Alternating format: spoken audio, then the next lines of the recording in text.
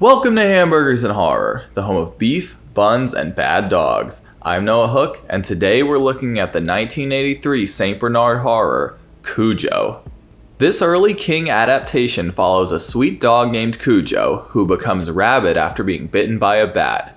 Cujo rampages in the area surrounding his house, eventually setting his sights on a mother and son running an errand. With a broken down car as their only protection, Donna and Tad are forced to face off with the crazed canine, dehydration, and their own personal demons. Cujo was adapted from the 1981 Stephen King novel of the same name, which was a big hit at the time.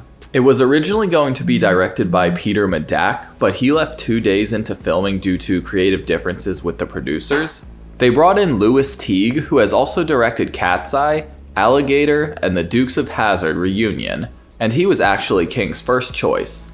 The screenplay was written by Coz's Don Carlos Dunaway and The Company's Barbara Turner. Cinematography was handled by John DeBont, who would go on to direct Speed and Twister. Cujo stars Scream Queen Dee Wallace from The Hills Have Eyes, The Howling, and Critters, Daniel Hugh Kelly from The Good Son and Star Trek Insurrection, Ed Lauder from King Kong and Family Plot, and 7-year-old Daniel Pintaro from Who's the Boss.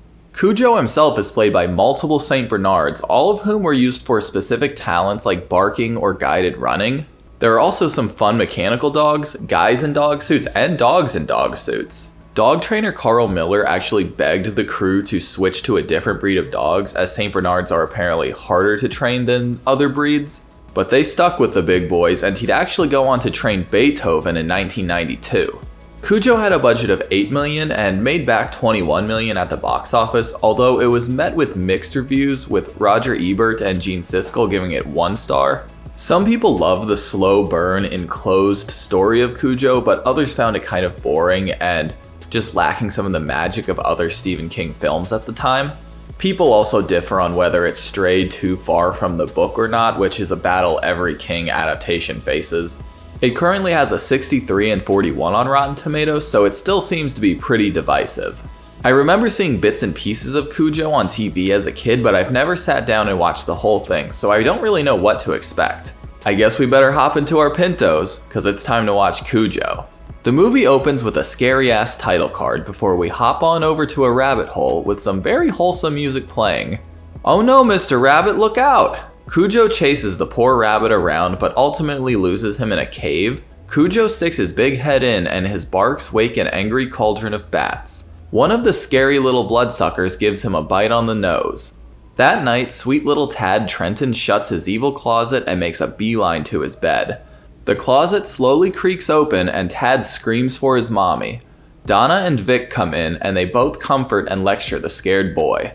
Tad describes the terrifying creature that has been tormenting him, but his parents assure him it's all in his head. They tell him there are no real monsters and tuck him back in. But it doesn't seem Tad quite agrees, and we meet a friend and handyman named Steve who's helping them with a couple of tasks. Vic is in advertising, and one of his cereal commercials pops on the TV, and we jump to Steve playing tennis with Vic and playing a different game with Donna. It seems things are a bit tense between Vic and Donna at dinner, but they both clearly love Tad. Vic heads to the body shop, but the mechanic is busy today, and this lovely postal worker tells him about a guy named Joe Camber who can get the work done today. The whole family takes the long dirt road over to the Cambers, Joe, Charity, and their son Brett. Donna spots Cujo and fears for little Tad, but Brett assures them Cujo is a sweetheart. That night, Vic scares away any monsters hiding in Tad's room, and Donna acknowledges how good he is to them.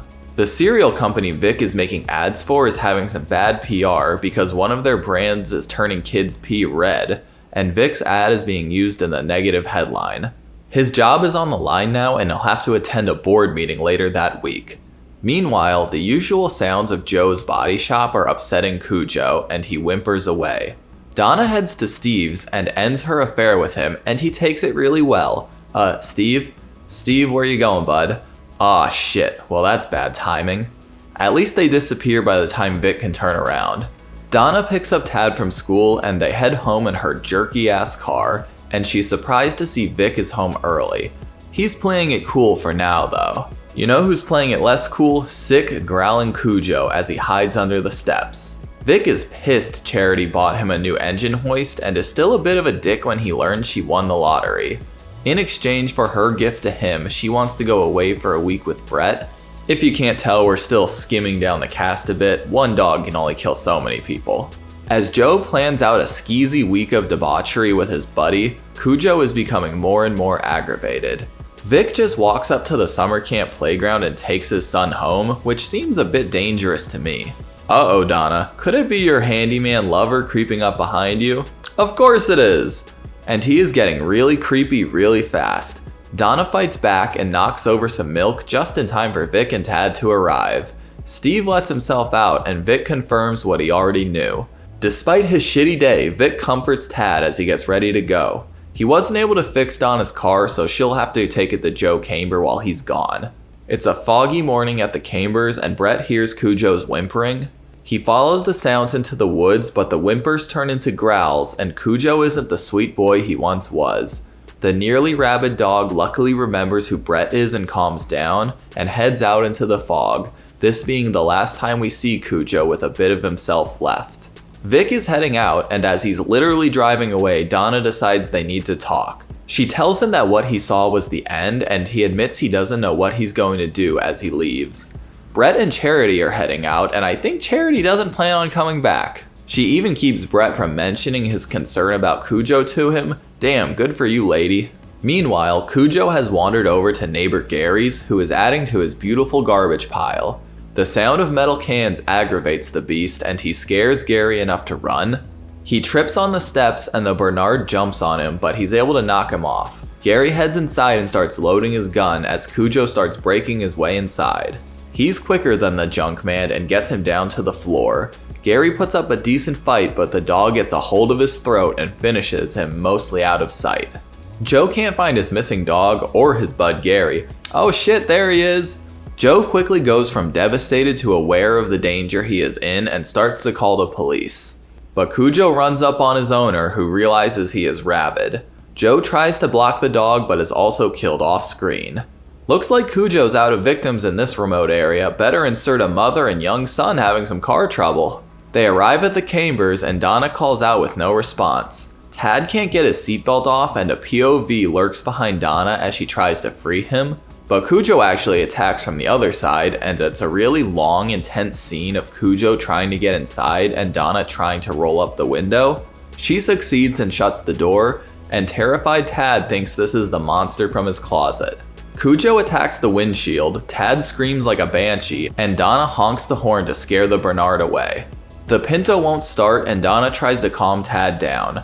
Ooh, look at that good dog acting. Some time passes and Donna tries the engine again. It starts and Donna says farewell to Cujo. And the engine dies again. Well, shit. This time Tad comforts his distressed mother and they both wish Cujo would just die. The sun's going down, Cujo is still waiting for his next meal, and Vic is concerned when nobody answers his call. Tad's gotta take a leak, which gets Cujo's attention, but not as much as the phone inside the Camber house. Cujo breaks through the window but can't locate the phone, and Donna realizes that could be an opportunity in the future. The sun's coming back up and Cujo is hungry. Vic still gets no answer, and Tad is reciting the monster words his dad wrote down. Donna notices a baseball bat, and Tad talks her into trying the engine again. It fails, but Donna is confident the mailman will be there any minute. That sweet mailman grabs a package for the Cambers, but for some reason it's on hold. Sorry, Donna. The phone rings again, but Cujo doesn't attack it this time. This time he straight headbutts the Pinto, and his second headbutt knocks off the door handle. He nearly shatters the passenger window and does rip the outdoor handle right off. Cujo finishes his act with a tap dance routine on the roof. Meanwhile, Vic can't focus on work as he's too worried about his family. It's getting hot and Donna prepares her hand for dog fighting and knocks her door open. She slowly gets out but doesn't realize Cujo is right in front of the car. She thinks to check underneath, but Cujo has already snuck up behind her. Cujo jumps on her and bites her shoulder, but she's able to get him off and get back into the Pinto. But Cujo gets in this time too and bites at her more while Tad screams in terror. He takes a good bite into her leg and Donna is finally able to shut the door. But things are looking pretty bad now as Donna is delirious and we spin around to Vic, who wakes up from a nightmare. He tells his unhappy business partner about the affair and he heads home to see what's going on. Donna is wrapping her wound when Cujo hops onto the hood for a nap, and she asks God to get her out of this. She wakes the next morning to Tad wheezing and considers rushing to the house, but Cujo puts a quick stop to that, but luckily Tad stops hyperventilating. Oh, I forgot about this asshole. Yeah, just let yourself in, why don't ya? Vic gets home and finds a bunch of feathers?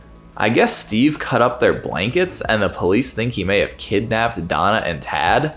Vic tells them about the car at Chambers and an officer heads out to investigate. Cujo notices the cop car rolling in and the officer notices the pinto. Too bad he gets distracted by a noise and Cujo rushes him to the ground. The officer manages to fight back and climb some beams to temporarily escape. Notice I said temporarily. Cujo takes a chunk out of the guy, but the sound of Donna getting out lures him away. But Tad starts hyperventilating again and she hops back in the car. Donna loses it as Tad starts screaming for his daddy and Cujo finishes killing the officer in the barn. The cops have picked up Steve and they for whatever reason believe he didn't see Donna when he trashed the house. They haven't heard from Bannerman, the dead officer, and Vic rushes over to the Chambers. Tad is looking very corpse-like and Donna can't get him to wake up. She rushes toward the house but Cujo is waiting for her. She grabs the bat and gives the beast a few good swings. A few more whacks and the bat breaks. Donna trips and Cujo jumps on her, unknowingly impaling himself on the broken bat. The big boy dies on top of her and Donna struggles to get Tad out of the car. She eventually smashes the back window and carries him into the house. She hydrates the dying boy and gives him CPR and gets him to breathe in the nick of time. What a happy ending. Aw shit, here we go again. Donna grabs the gun and takes a shot as Vic zooms up to the house. He cries out for Donna, who comes out the door with Tad, and we end with a freeze frame of them reuniting. And that's Cujo. I was pleasantly surprised with this one. Based on the reviews, I was expecting a lot less competence, but I thought the direction and cinematography held up decently. It's by no means an art house film, and when comparing it to The Shining, Carrie, Creepshow, The Dead Zone, and Christine, I can see why it was considered dull in comparison to all of the other King adaptations at the time. It doesn't have the same supernatural presence that most of King's work has. In the book, the dog is actually some sort of reincarnation of evil itself, and there actually is a presence inside of Tad's closet. But for the sake of the movie, I'm glad they stripped it back a bit. A big-ass rabid dog and your own fear is kind of enough, especially in such a contained location.